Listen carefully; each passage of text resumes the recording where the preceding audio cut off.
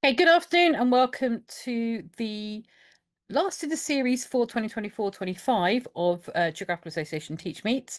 This one has a primary focus, but hopefully should apply not just to primary school teachers, but also secondary school teachers to see what kind of things actually go on in primary schools. I think it's really important that secondary school teachers have that understanding of where the foundations in geography are coming from.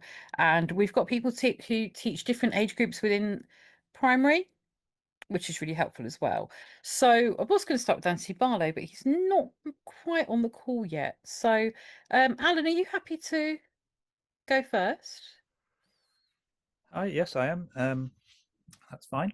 Just 2 seconds.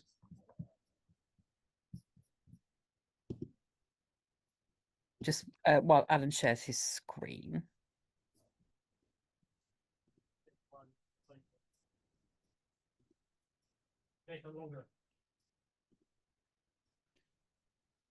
Okay, 2 seconds. Just install Zoom on my new laptop, and it's just wanting me to change the settings.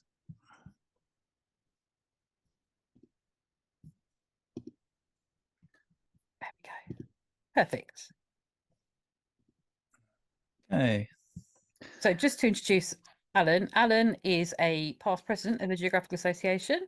Alan teaches, it's middle school, isn't that right, Alan? You just remind us Prep school. The age group that you teach is? It's prep school. It's year 3 to 8. 3 to 8. So in some areas of the country, the Yeah. middle school sort of region kind of thing. And obviously lots and lots of experience in that age group, and is currently working with the RGS as well. So over to you, Adam. Yeah, thank you. So this is a shortened version of a session that I ran last year for the Princess Teaching Institute. And it's about maps within the primary classroom. Now, hopefully in your geography room, you've got maps on the wall. You've got maps in student books, maybe maps on the playground in white markings. And maps themselves are essentially, according to this dictionary definition here, drawings of the Earth's surface, which gives you information about a particular place. So a map can take all sorts of different forms. It doesn't have to be a traditional Ordnance Survey map. We can make maps in all sorts of different ways. And primary practitioners, you're probably familiar with the various range of creative maps that you can create, sort of 3D mapping, as well as the flat mapping. And this is a sort of a map, I guess. This is one of my favorite Venn diagrams, except it's a Venn diagram. And I teach in Cambridgeshire and live in Norfolk. So that, in a sense, is a map. It shows you the interaction between these 3 counties, which make up the Fens.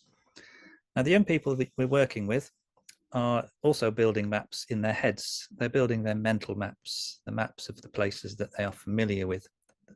They probably expand those maps during the school year, and of course during the school holidays, expand them still further perhaps as they visit new places. So childhood is a branch of cartography, and young people should be making maps and feel that they can make maps easily. They don't have to follow, conventional formats of mapping. Now, of course, part of those mental maps is to do with where you're allowed to wander, and this shows the narrowing of young children's sort of experience in terms of the areas they're allowed to play unsupervised. I grew up in the 60s and 70s, and I was able to roam much further than the average person of my age at the time what can now. There's a perception of risk, and also the places that people live have changed. They've filled in, open spaces are disappearing, play spaces are disappearing, and so young people don't necessarily play as much in their local area. And of course, we went through the pandemic when a lot of the people who are currently in primary schools did not have those normal experiences that they would have had when they were 3-4 years old, of wandering, of going to the park and the play parks, and they've lost out on that. And a child's sense of place is tied to those activities, really. So for some of those young children, they're going to need some support to explore and understand their local area a little more. And that sense of cotton wool kids and the loss of childhood lay behind our Mission Explore books, which tried to put that idea of risk and travel at the centre. Now, geography itself is the art of the mappable, as Peter Haggett says here. And some years ago, the late Doreen Massey did an awesome lecture at the GA conference where she described maps as a surface on which stories happen.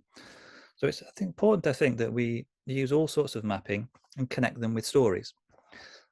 So obviously some stories take place in very defined areas. There are maps in the front of books.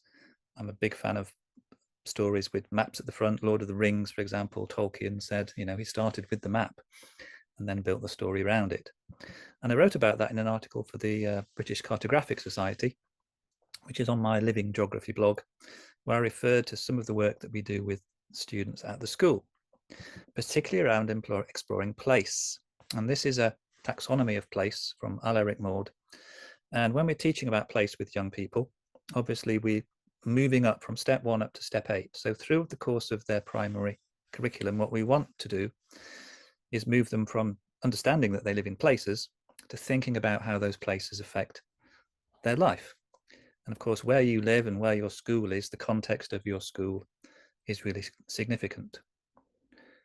Now, Paula Owens has produced this useful framework for thinking about maps and connecting maps with the idea of play and exploration, and also creating and thinking. And that's probably going to be worth just pausing the recording and taking a look at in more detail, because I am going to fly on so that I can cover as many ideas as possible in my time. So in year 1 and 2, for example, she produced this little table which shows opportunities for mapping just in Y1 and Y2. And of course, we develop that through the primary phase to become more sophisticated. So try and build up the context where maps can be used. I use this cow image. The students think it's fake. Of course, it's not fake. It's a real cow. And you can carry on making them believe that as far as possible. We've got a map of a fridge here. You know, we could map all sorts of things.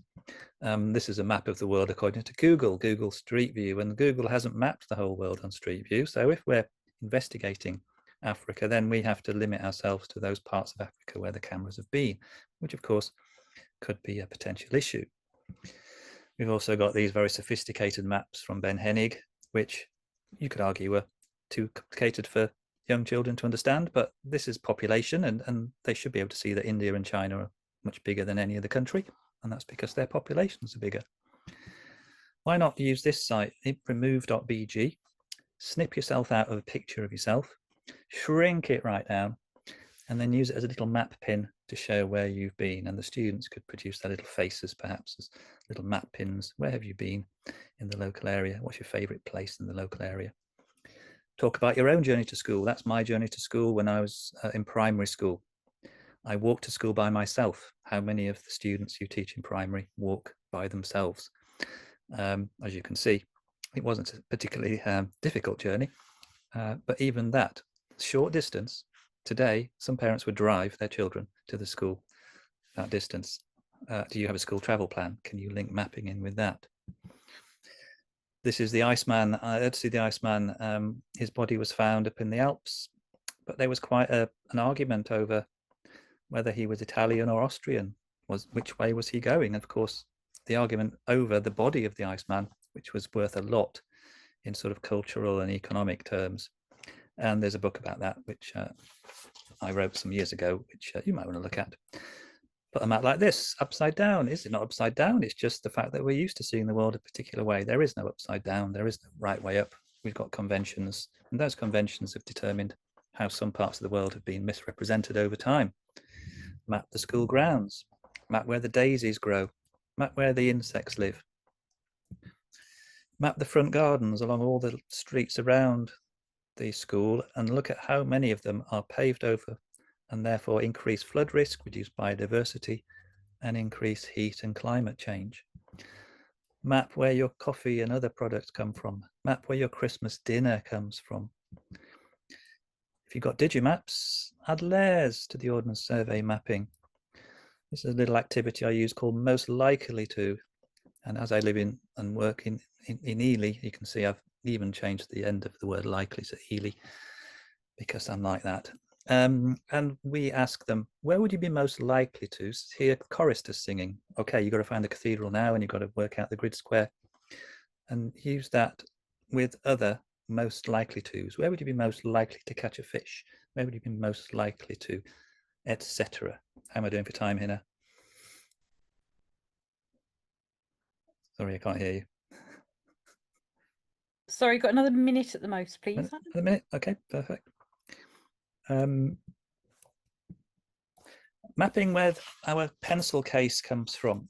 Every child has a pencil case. Tip it out onto the table. Find the brands that make the stationery and locate where they're from. Mapping where the population lives. Looking at Google Doodles and maps. This was their Google Doodle for Amundsen and the South Pole. And we talk about this with young people.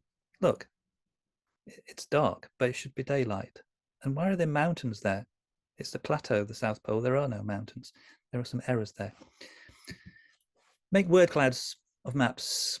What do you think of when you think of Cornwall? Turn it into a map. And finally, we all have to teach these things, grid references along the corridor and up the stairs. But the BBC's produced a whole range of different videos. Here's Dan Ellison telling you how to do it. Here's Steve Backshall. Here's Simon King.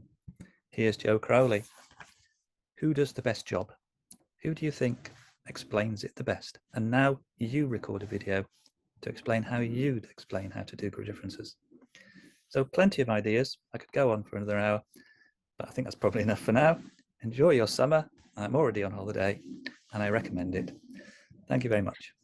Thanks. That reminds that you're on holiday already, Alan. Thank you very much. I think there's some really good ideas there, and I think some people would argue that maps are a little bit outdated to be teaching in geography, but I think that just proves that they're really not, because there's so many uses that still exist.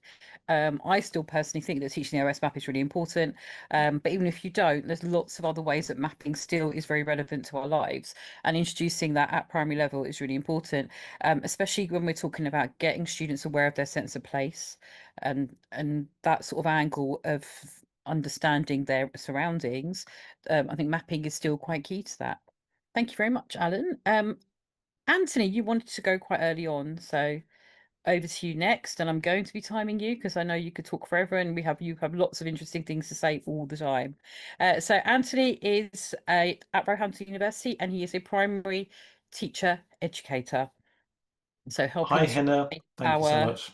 helping to shape our future primary school teachers. And he's also a fellow trustee of the Geographical Association. And are you on holiday already, Anthony, as well? Absolutely not. Next Monday, I plan to have some leave. So from next Monday. Perfect. There you go. Not everyone. Well, it's only Alan so far. Over to you. Happy for you to share your screen. 10 minutes, is that right? 10 minutes maximum. Yep. Thank you. Amazing. Thank you so much. Really good to be with you all. So following on some of the themes from Alan, actually unplanned, I'm going to be trying to answer two questions. The first one is what's missing on a map, and maybe what the purpose is of taking that map outside and then saying, okay, but what's actually there? Is there a purpose of doing some field sketching? So as Tina said, I work at the University of Roehampton, and if you want to contact me, you can contact me via those socials. I encourage you, if you've not heard of Geog Live, colleagues from the Early Years and Primary Phase Committee from the Geographical Association can be found on YouTube, doing lots and lots to support you and your thinking. I've provided some fieldwork support over the last month or so as part of the National Festival of Fieldwork. If you want Sorry, to look on Anthony. Are YouTube you as sharing well. your screen? Because we can't see it yet. I There am we now. go. Apologies. Thank you so much. That's really helpful. Yeah, there we go. So that's all I was just not sharing. There you go. I didn't press the word share. Okay, so moving on. There's a Twitter handle as well for the Early Years and Primary Phase Committee. You can find that there. And there's also a Blue Sky one as well. We'd love you to interact with us and pose some questions that we can hopefully answer for you. So this is a map. This is a map of Liverpool. I was there a few weeks ago. You'll have pictures in your head of Liverpool. This is a perspective of Liverpool, a graphical perspective of Liverpool. And that's really what a map is. It's a graphical representation that helps you and learners develop a spatial understanding of maybe where things are, of maybe conditions or concepts in terms of the geography that you're trying to teach, There may be a process that you're trying to teach. This process here could be something to do with tourism, for example. Why do people come and visit? To see the super lamb banana, to see aspects of the Beatles story, or so on. So maps are helping us see the world through different concepts, conditions, processes, or events, understanding. But there are many other maps of Liverpool, as you can imagine, we could see. So there's a creativity in map creation that both you can teach to children that they could do themselves, but they help us to represent the world. That's really what we're doing with a map. And they should prompt questions. How are spaces, places represented? How are they connected in terms of distance and direction and size and scale? But there's never any map that's without a set of choices, a set of biases, a selection of embedded meanings that the map makers wanted you to get across. And certainly there's aspects in this map in terms of Liverpool that you might want to consider. So there's this key idea of graphicacy that I talk about a lot. And that's the iconic and symbolic and pictorial ways that this spatial information is communicated. And hopefully that will lead to better spatial thinking. If you use Paula's amazing document that was shared by Alan, you can help develop that spatial thinking in a progressive form over the primary years, which is what I'm particularly thinking about. Let's go to Ilfracombe. This was a perspective from a hill in Ilfracombe I took a number of years ago. I'll give you a moment to look at that. But the key question here is, what is missing? This is not a map, but I could have found a map of this. This is an oblique view of this particular harbour, this landscape. But what can we not see? Maybe we can't see all the street furniture. Maybe there's temporary events here which won't be there all the time. Maybe there's markets there on some days, there's fairgrounds and festivals on some days and not others. And of course, a lot of this wouldn't be in the map. So if you're looking at this from a map perspective, you wouldn't get that richness, that depth. What other thing could be missing? Well, maybe the people wouldn't be. Well, the people wouldn't be on the map, would they? Interestingly, on the previous map of Liverpool, there were people, but often you wouldn't have animate objects on a map, things that are living, unless that was a particular map on that theme. So those are things that are missing from a map. Often on a map, you won't see all the street names. And sometimes some of those more local names can be really insightful if you tap into the children's personal geographies. There may be colloquial terms. I know I'm from the north of England and we used to talk about the Ginnel, the area between two different bits of land that you could just creep through. But maybe in other parts of the country, it's the Twickenham, the Snicket, the Tenfoot, or the Snickle Way, are other terms that I've found that there are out there. There's sometimes sculptures that may be missing from maps. They may be temporary, they may be permanent. Public art and graffiti might not be there, but particularly the affective domain. What would it be like to be there? If I was looking at this image of Ilfracombe on a map, I wouldn't get that sense of noise and smell or the atmosphere in any way, shape, or form. So they don't tell you if this place is friendly, scary, quiet, busy, or worth going to. You may draw some inferences from that, but you won't actually be able to see that in any great depth. You won't be able to tell if the forest is dark or spooky. You won't be able to tell if there's loud traffic or smelly bins or chirping morning birds. So maps are selective, maps are partial, maps are biased. Accept all that, but also let's go there sometimes. Let's compare and contrast it with photographs and say, how is this so different to what the map presents to us as that information that we've actually got? What is the area really like? Are there local secrets to that location that we know because we live there and we're near there? Or are there local secrets that if we ask some of these people, they may actually be able to tell us? So that's maps. And of course, we might use a map in a location like this. This could be the back school field of your primary school or maybe even your secondary school, wherever it is that you are today. So field sketching then, what's the point? We should perhaps not start this when we're at the river. We should not start it when we're by the beach, where everything's new. We should start it somewhere ordinary and every day, somewhere they go to every single day and somewhere they perhaps know well, because we really want to get them to notice. So if you start close to home and give them time and space, don't give them the clipboard to start off with. Don't give them the whiteboard you want them to write on. Just say, what can you see? Talk to your partner. Let's name the facets of this landscape, types of trees. What do we call this equipment? Are there different names that we could give to it? They may never have thought of this before. So using this ordinary and everyday to build up this stamina that they can then use by the beach, use by the river to develop the seen and the unseen aspects of the landscape. So we need to practice that observation skill with them. We need to develop their sense of place knowledge in very familiar locations. We need to actually then help to scaffold that opportunity to record more complex locations. And this is a complex location. There's so many different materials, there's so many processes of humans moving through this space that change this landscape. And that's what we want to try and teach to children. And that will help aid their memory for this kind of opportunity to observe over time with their peers, with you, scaffolded by you. This will give them this opportunity to remember how hard this was to unpack this, and then they will give it that time and space when you actually take them somewhere new, somewhere different. So we want to encourage, as the curriculum tells us in the first line, to practice that curiosity. And then this peer learning, this peer talk about the landscape should help support that communication, whether that's communication verbally or communication that you want them to perhaps do on paper or in some other form later on. And we need to then say, well, what are we going to exclude? What are we going to simplify from this? Well, we can't draw everything. We can't draw all the climbing frames. So are we going to move into symbolic and iconic representation maybe later on? Because that will then help to support their map skills and their sense of place, like I say. And you could also then start to talk about, well, where is the sun in the sky? What direction is what? And then link it to that directional and positional language, which is really so very, very key. So I've mentioned some of these things already. I'll give you a moment to have a look at these and read these through.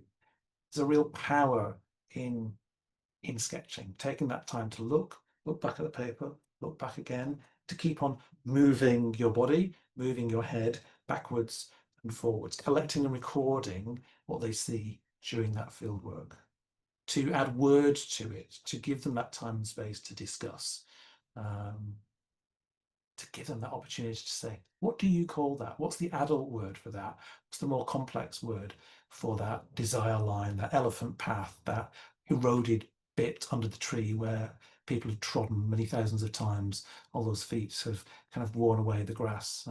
Certainly wouldn't look like this in this sort of weather when it's been very, very hot in England. Foreground, middle ground, background. We teach them this language that comes from art teaching, that comes from looking at maybe images like a painting we could connect to.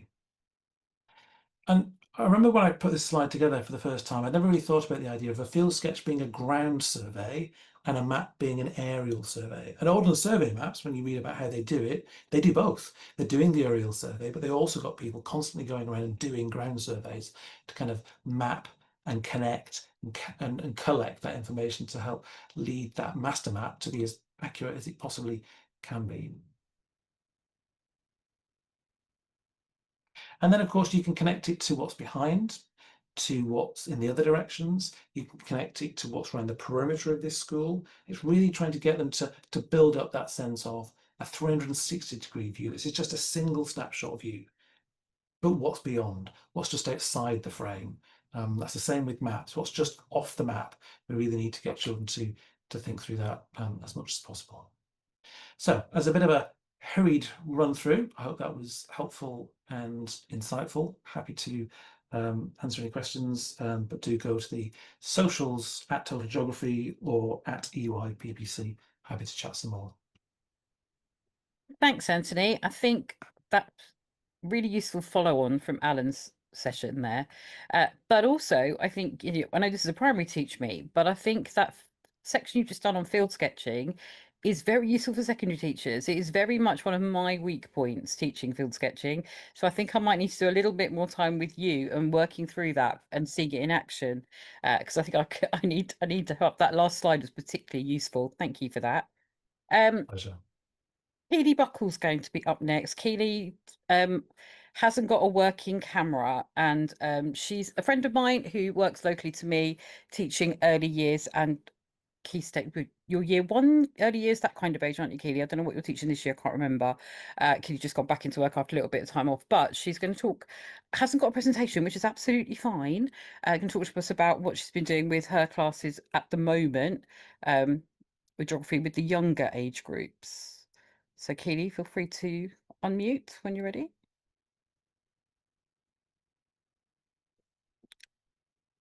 I'm hoping she heard me. Hello? There. Hi, there we go. Sorry.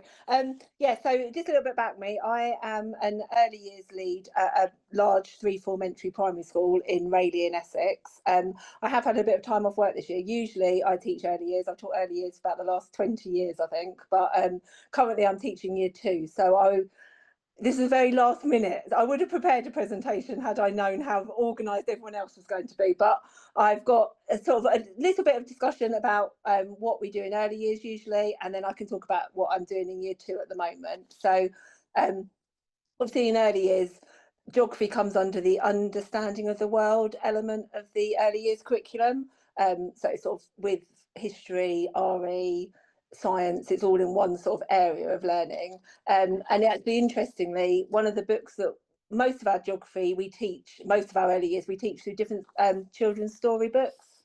So one of the books we use a lot in early years is one called Martha Maps It Out by Lee Hodgkinson. And I don't know if any of you have seen that book, but it's a wonderful book. It's got lots of different maps on different things like the solar system, the world, maps of her house, maps of her local area. So we tend to use that book quite a lot, and the children are fascinated by the different maps in it.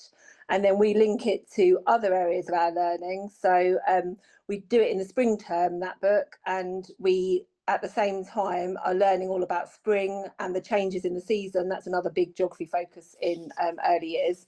So the children all create a spring picture, and we take a photo of them holding their spring picture, and then they send that to a relative that doesn't live that locally to them.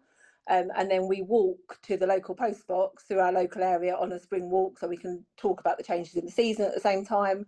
And then they post their pictures to their relatives, and then the relatives are encouraged to reply. So then we've got a big map on our classroom walls of where the reply letters have come back from. So sometimes letters go as far as Australia or New Zealand. We've had families in India who have had the children send their letters to.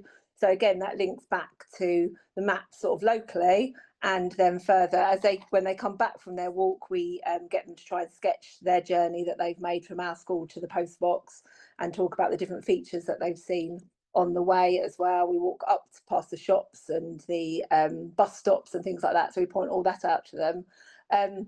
Other aspects of geography that we cover through understanding of the world, as I said, changing in seasons is a big focus. So we look at weather across the year, different clothes they wear at different times of year, how plants and trees change. We're lucky, we're called Grove Wood Primary School. We've got a beautiful woodland area within our school. So it's very easy for us to see seasonal changes within our school environment. And we talk about hibernation and different animals. Our ground is full of foxes, squirrels, so we can talk about the different animals that we see as well. And again, we teach lots of the changes in seasons through books. So we use things like Pumpkin Soup in autumn time. We use the Nick Butterworth Percy the Park Keeper stories during the year to teach the different seasons as we go. Mrs. Noah's Garden we tend to use in springtime to teach about the growing as well. We also look at early years at different celebrations across the world. So we'll do Diwali, Chinese New Year. We look at where those countries like India and China are on the world map. We look at how life is different within those countries to our own country during those, while we're learning about those seasons as well, festivals as well. And again, we link that back to a story called Celebrations Around the World, and we'll come back to that story during the year as we're learning about different festivals during the year. So that's sort of a brief overshot of early years and how we cover geography in early years. In year 2, now I'm not a year 2 expert, I've only been teaching year 2 since May half term, but we have done quite a lot of geography this half term in year 2. Our first few lessons this half term have been all about physical and human features in our local environment. So we've done lots of work looking at aerial photographs of the school and the school site, and can we identify physical and human features from aerial photographs. We've also looked at OS maps of our local area as well to again identify physical and human features on the OS maps as well. We've done lots of work developing fieldwork techniques as well. We've been out sketching the school grounds. We've sketched our walk from school to home. We've looked at physical and human features in our local area as well. So that was sort of I think I joined towards the end of their unit work on that, but that's work we've been doing on our locality, and then we've related that on now to work on the rainforest. So again, we've done some work on the location of the Amazon rainforest, the different climates that the climate that you would find in the Amazon rainforest, and the environment, and how plants and animals are obviously adapted to live in the rainforest and grow in the rainforest. We also look at a lot of vocabulary, so we've introduced things like ecosystem and given the children examples of the sorry, my son's now trying to phone me, sorry. I've now been distracted by him, sorry. Ecosystem and equator as well, so we introduced them to some key vocabulary. So that was the first lesson on rainforest. We've now gone on to looking at Indigenous tribes in the rainforest. So this week we learnt the word indigenous, and we talked about the Yanomami tribe in the Amazon rainforest.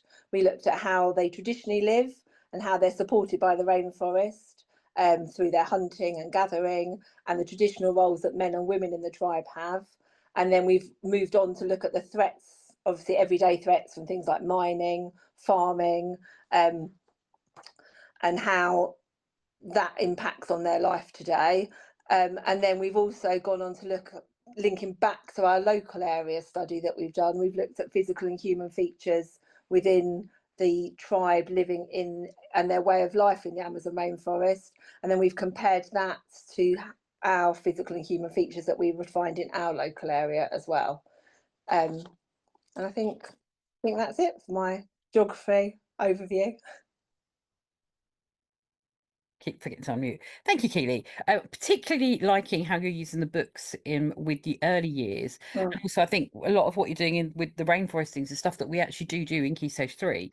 So it's Yeah, really nice to know that Year 2 can also understand it yeah. at that level, you know, obviously at a different level. But I think I'm going to be tapping you up to write a blog post about the books for the GA blog. But there's no rush for that though. But I No. think that'd be really nice because I think I really love the way that at primary it can be cross-curricular, and you know, developing that love of books is really important. So to develop a love of books alongside the love of geography, even Yeah, better.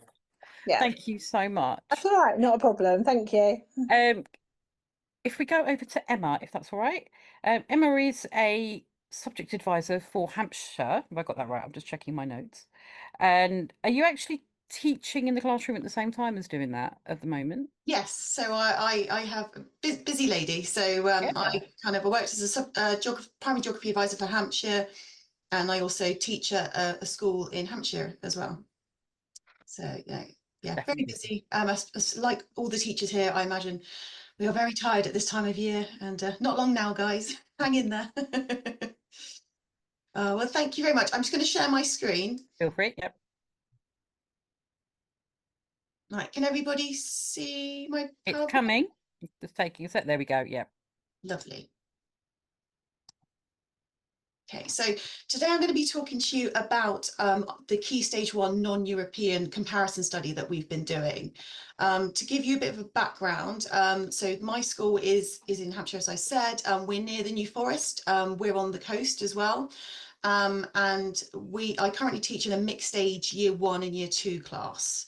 So we've obviously done a lot of thinking about how we can make sure that it's progressive between the year groups.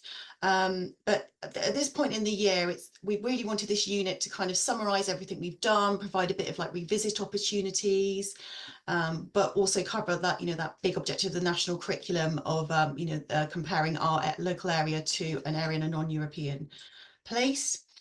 So this year we started off in Autumn by looking at our town, finding out about the human and physical features in our local area, and then we also learned about the countries of the UK, obviously surrounding seas, etc.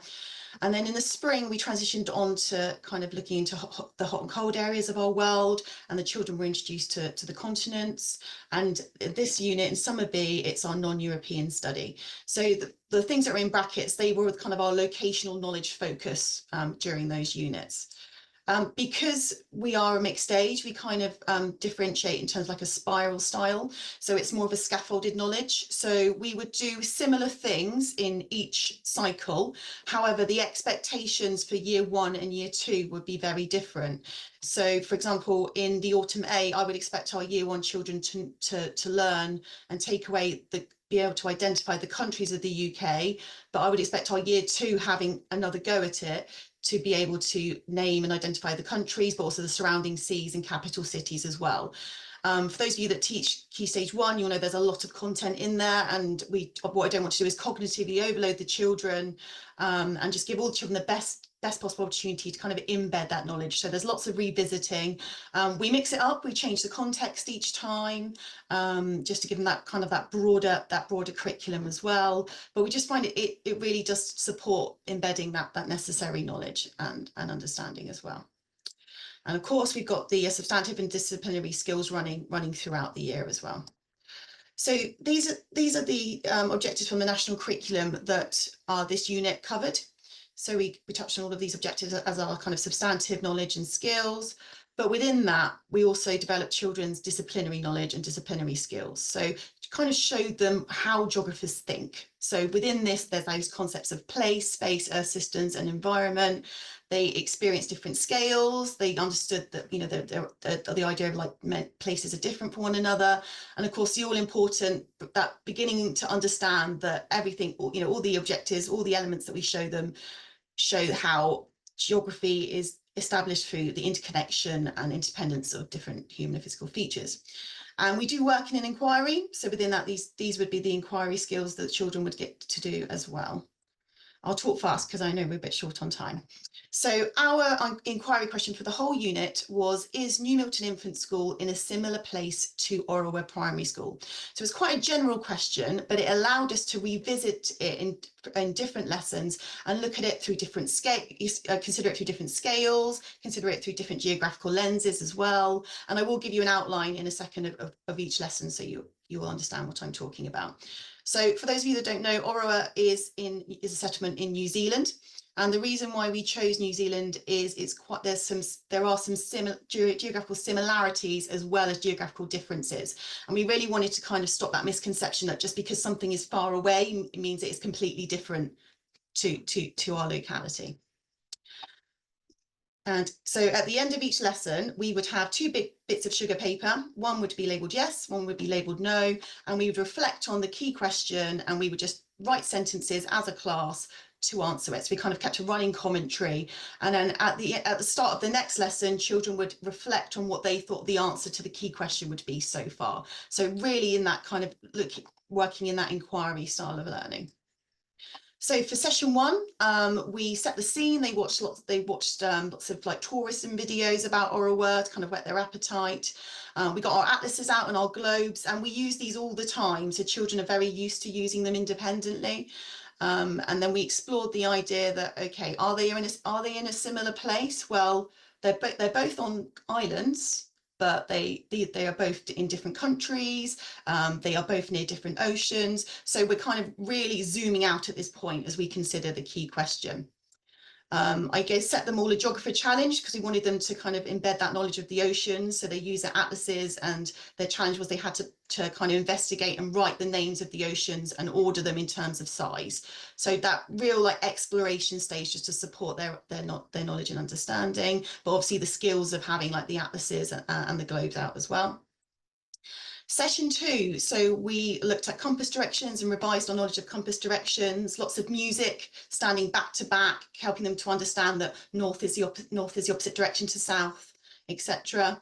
And then we went out onto our playground and we stood along the middle of our playground and we faced north, and then we faced east, and then so north and south, and then east and west. And we turned our clipboards around as we were doing it and drew the human and physical features that we could see whilst facing in these different directions. The children drew them in different colours. So one colour for human features, one colour for physical features. So then we were able to have a map key to go along with our map as well. And then for session 3, so we really zoomed in. So the children had a sheet that looked like this, a tick sheet. Our year 2s also had to describe the features as well. So we encouraged them to look a bit closer and go into a bit more detail. And the idea was that they had different sources and they just had to tick whether New Milton had that feature or Ottawa had that feature. And there was the opportunity for them to write down extra features that were not on here that they might have noticed as well. So we use digital maps, we use Google Maps Street View, aerial images, photographs, and just to kind of show them different ways that geographers can gather information. I also made quotes from the point of view of residents that would live in these places. And, you know, we use the internet as well. Children had a question, they wanted to find something out, we Googled it as a class. And it was just that kind of showing them all the different resources that are out there that we can use as geographers to find out information in our inquiry. And so session 4, we looked at climate. So again, considering are they similar places through the lens of climate? And obviously this linked nicely to what our learning about hot and cold areas of the world before. Our year 2 in maths, they required to read scales. So we gave them a challenge of kind of different charts that they had to interpret. So it was a really great visual way of discussing with them how Ottawa and New Milton had different climates. And this information, it's really easy to get off the internet if you ever do anything similar. And I just put this into Excel and just used it to create a chart. We also had a discussion about the climate in terms of precipitation. So, and it was a really interesting discussion. We were able to kind of say, well, rainy days are fairly similar most months, which is this chart here on the bottom right. But if you look, we were able to kind of really compare, like in June, for example, in July, you can see that in Ottawa, it rains a lot heavier. So it's just a really nice visual way of kind of getting them to understand that climate. Now, in the next cycle that we do, we will be looking at a settlement in Africa, and that will be that real tropical climate, so the kind of wet and dry season. So it would be a really nice introduction and a foundation for that as well. So that kind of that spiral curriculum style of learning. And then so our year 2s, and I should stress, is our year 2s that could do this in terms of their writing ability, because we're not assessing their writing ability, we're assessing their geographical understanding. They answered the key question by writing sentences to argue yes or argue no. And this, as you can see at the bottom, they had to tick a box, and it's almost encouraging that very early, you know, that you would see at secondary, that kind of both sides of the argument, but then forming that conclusion at the end as well. And we scaffolded them by giving them lots of different vocabulary in different colour codes to really just help organise their thinking. Our year 1s and our year 2s that maybe were not as strong in their writing ability, we did this more verbally and through discussion. But it's been a really great unit, not only for hitting that objective of our non-European study, but also revising what we've learned so far. And it really kind of shows that interconnectedness of geography, you know, how everything all comes together to define, you know, that concept of place. And the last session that we would do, we just nice little bit of field work, get them out and about this time of year. We were going in our school environment and evaluating it and using that to consider what what areas with the children in Aura primary school like of their school environment based on what we like. So kind of at looking at getting the maps out, investigating, observing what we see, and using emoji symbols to like emotional map our school as well. And thank you for listening. If anybody wants any further information, my email is here as well. Thank you very much. Thank you so much, Emma. I love that connection between place, connected geographies being my theme of the year. That fits in perfectly. And the really important thing about having similarities as well as the differences.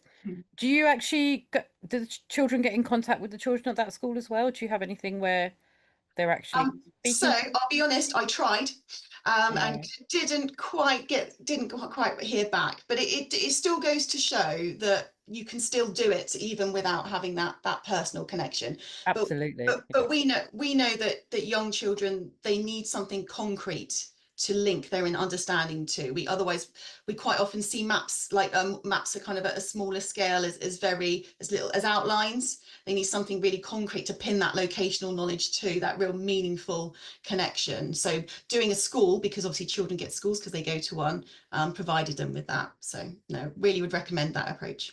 Cool. Thank you so much, Emma. Over to Joe. Joe was a year 6 teacher and geography lead. Emma, if you can stop showing your screen and then Yeah, Joe can start I'm showing. trying to figure out how to stop it. I don't know how to get it off now. Sorry. Oh, here we go. Stop sharing. Right, there we go. Thank you. Just give Emma a moment to be able to sort hers out. There we go. Okay, I would like to focus this afternoon on the learning of the vocabulary that goes with geography. Geography is a very vocabulary rich subject, which is wonderful, but that can also be a barrier to children's learning. So that's why I wanted to talk about it this afternoon. So my name's Jo. I work at a school called Holy Trinity, Pooley Down. We are in Guildford, and I'm a Year 6 class teacher and geography lead.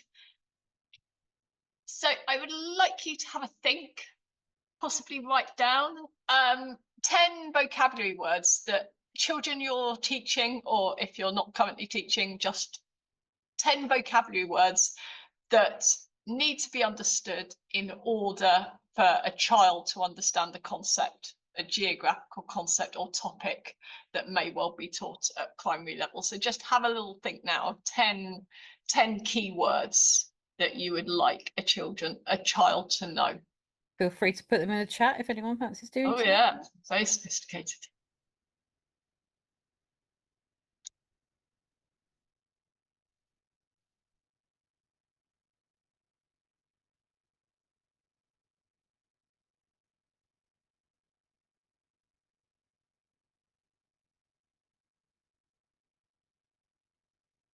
So then, of those 10 words, if we think about the vocabulary tiers, what tier do those words feature in?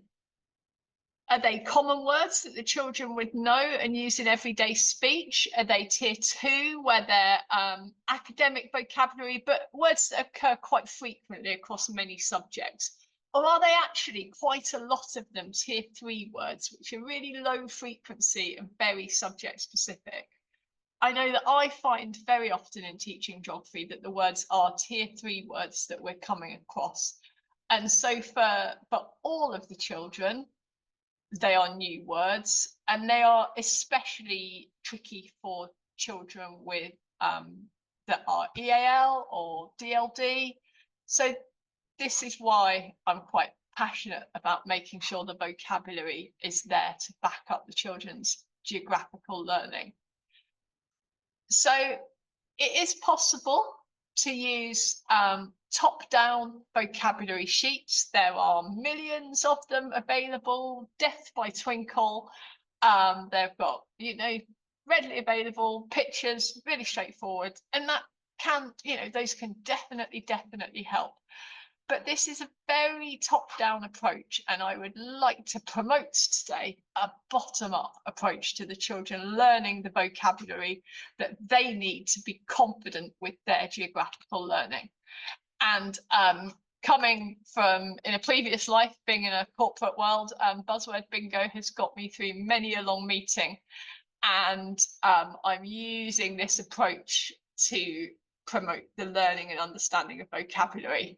So the first step is to look at your whole unit of work and decide what are those key vocabulary words, the really important ones that the child, if the child doesn't understand those words, they have not understood the unit of work.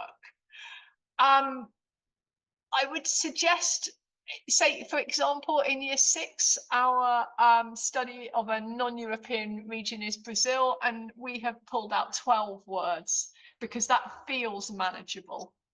So know in advance what words you would like the children to be able to understand. Have that pre-planned.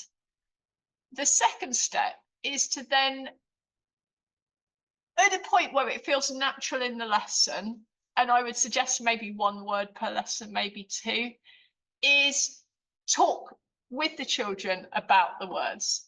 And I use this model, which seen in a lot of places. So it's red for what is said and green for what it means. So you can explore the spelling and the structure of the word, and that really helps with where in the national curriculum there's an expectation for children to be able to write at length. Then children are much more confident to use words in their writing if they're and spell them correctly, if you've gone through this process.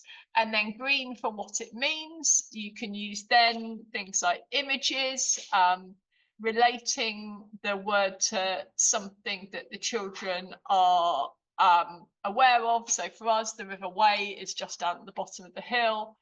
And then coming up with the children of a definition of what you're talking about. So what is a river? What do they understand that word to mean? And I quite often like to do these on a flip chart. They're really quick, and that way I can have them on a working wall so that the children can refer back to them.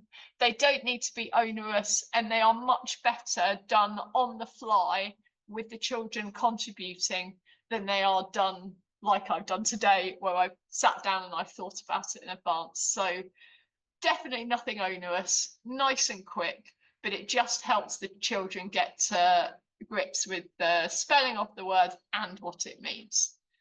Then each child in their geography book will have a buzzword bingo grid. And in this grid, they choose the square, and this is quite important for when we come to play bingo at the end. And for whatever vocabulary word it is that we've just talked about, so in this example, river, they will just jot down our shared definition, and they can sketch a little picture or whatever they need to feel like they've really understood the term. And then this sheet, the children keep coming back to. So they come back to it either once or twice a lesson, depending on how vocab heavy the lessons are. And they really start to build up their own word bank. So rather than having something that's been given to them by Google, they have their own word bank where they're taking ownership of giving the important definitions for the words that they need to understand. And then the final and by far the most exciting step is at the end, you get to play bingo. So this works really nicely because I find that because the children know that they're less likely to win at bingo if they've got any gaps missing in their grid, they're very good at catching up and adding in their missed words if they've been absent or anything like that.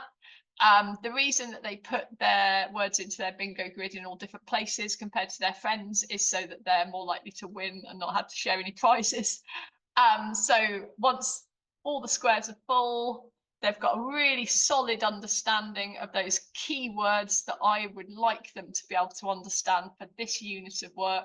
All the definitions go into a hat. And in my class, across my year group, they get a little squishy globe as their prize. And I find that the children learning their vocabulary this way helps with their writing at length, so they're much more likely to use the words. And it also helps and supports their oracy. So when we have our local school improvement officer come in, or Ofsted the other year came in, when the children speak about what they've been learning, they are speaking much more confidently. They're using the vocabulary that you'd really like them to use, and they're just more confident geographers as a result. So I would like to suggest that this is a very relatively easy way to improve their geographical learning, and it doesn't need anything to be reworked. You can just slot it right into whatever topic you're doing. It's not onerous. It's 5 minutes in a lesson, but over time it really builds their confidence. And that's my sales pitch for today. I think I'm probably a little bit under 10 minutes, but there we go. That's absolutely fine. Thank you so much. I'm actually listening to you thinking my students in year 7, 8 and 9 would absolutely love this. They're very competitive, and we've actually played bingo before as a little bit of a fun thing when we had Frozen Week. And I'm going to tell the story because it just went down really well. We put phrases from the Frozen films on a little bingo card and gave them out in the lessons, and we had to try and get as many of those words in as possible.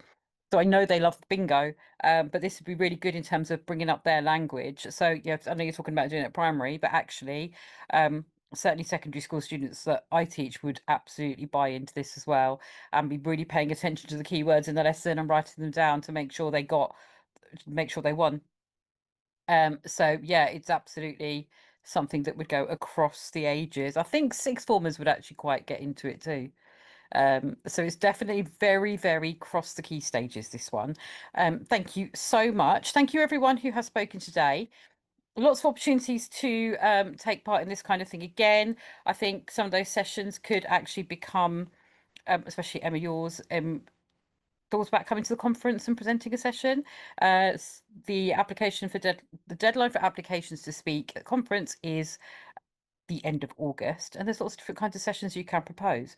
So, you know, it can be teacher to teacher, it can be a workshop, but we're always welcoming extra primary speakers at the GA conference. So that would be amazing. This is available on YouTube. It will be there in a few days. Once HQ have got it looking the way they want it, they will pop it on YouTube, and it is free for anyone to watch. So thank you for everybody for your time, especially my speakers. Really, really appreciate you offering or being cajoled, as Keely was, into speaking, and hopefully be able to get from you again soon.